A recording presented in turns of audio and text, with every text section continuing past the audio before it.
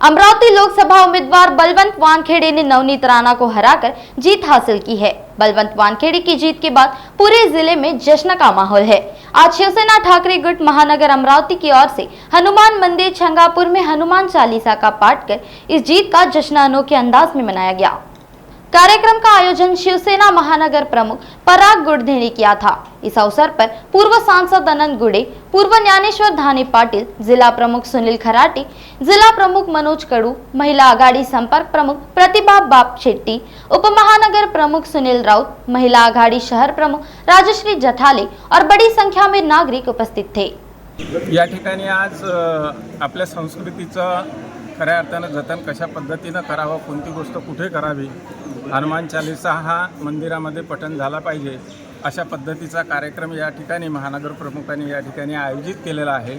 लोकसभेमध्ये बळवंत वानखेड़े महाविकास आघाडीचे उमेदवार यांना मिळालेल्या विजयाबद्दल खरं म्हणजे हा जो विजय आहे तो अनेक प्रकारे उपयोगाचा आहे, अनेक प्रकारे आवश्यक होता।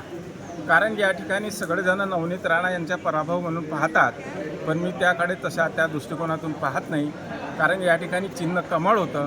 जर एक वेळा या ठिकाणी भाजपच्या चिन्हावरती खासदार झाला असता तर पुढचे 10-20 वर्ष हा मतदारसंघ त्यांच्याकडून काढणं अतिशय कठीण झालं असतं आणि त्याच्यासोबत नवनीत राणा आणि राणा कंपनीचा पराभव हा दुहेरी विजय या ठिकाणी मिळाला आणि तो विजय यावेळेला सुद्धा खूप कठीण गेला।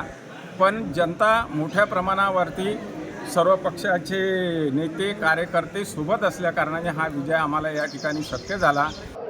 नुकत्याच झालेल्या लोकसभेच्या निवडणुकीत महाविकास आघाडीचे उमेदवार श्री बळवंत वानखेड़े यांचा विजय झाला। खरं तर हनुमान चालीसा पठण हे मंदिरात व्हायला पाहिजे आणि म्हणून आज अमरावती शहराच्या वतीनं हनुमान चालीसाचं पठण चांगापूर नरेशच्या समोर शिवसेनेनं या ठिकाणी ठेवलं आहे। बजरंगबली हा अत्यंत जागृत देवस्थान आहे आणि हनुमान चालीसा पठण करण्याचा रस्त्यावर पठण करण्याचा जो विकृत प्रकार केला गेला, त्या विकृत प्रकारानं बजरंगबली एवढा कोप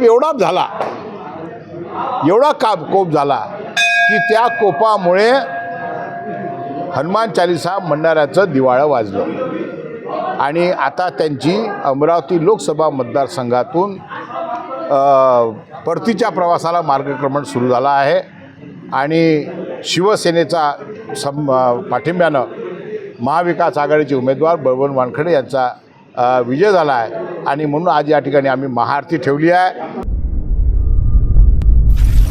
नागपुर समय, गली से दिल्ली तक।